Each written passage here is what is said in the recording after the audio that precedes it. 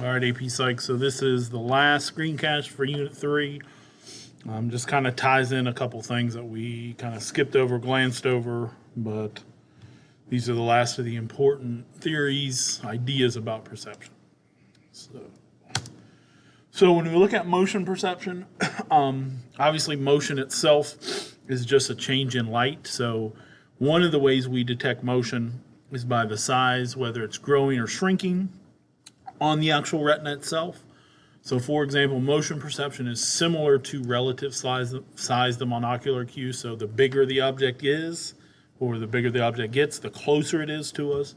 The smaller the object gets, that signifies it's going away. So what we should see, like obviously this is a flat image.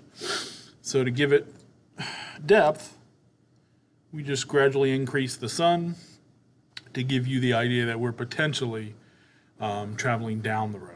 Or if we wanted to make it smaller, or if we wanted to make it look like it's going away from us, we would just make that object smaller itself. So the size of the object dictates depth, size, quickly. The other apparent motion is the idea of the phi phenomenon. With the phi phenomenon, all this is the speed at which the light changes.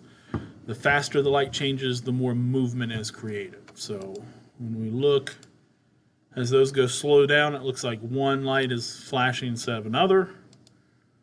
If we speed that up, though, now it gives the illusion that it's jumping.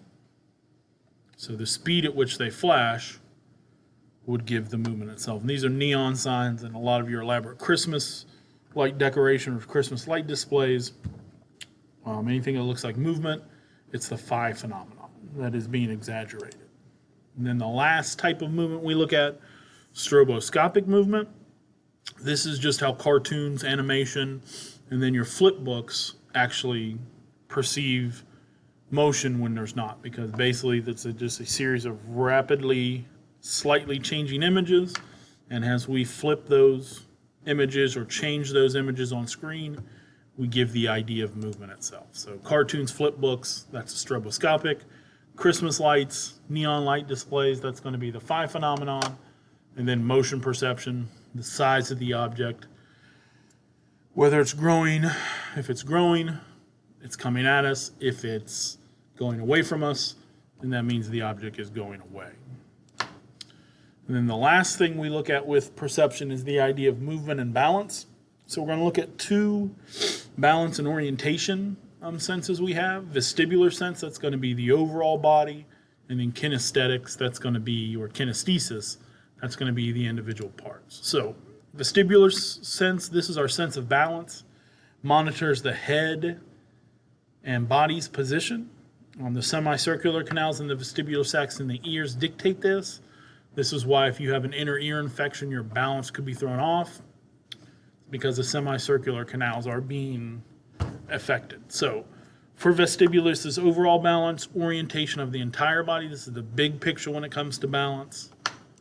And then when we look at kinesthetic or kinesthesis, each individual part, basically each joint, each appendage that can move in multiple directions has kinesthetic sense in the joints. So this is basically as we act out movements, action that incorporate multiple body parts, they can work independently to get the job done.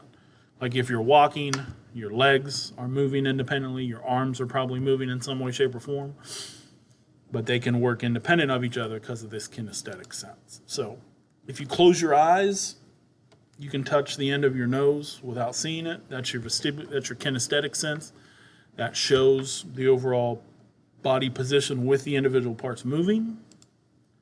And when you look at the individual or the kinesthetic sense, this is just individual body parts and their sense of orientation, whereas vestibular is going to be the orientation and the balance of the whole body itself. Kinesthetic doesn't really deal with balance.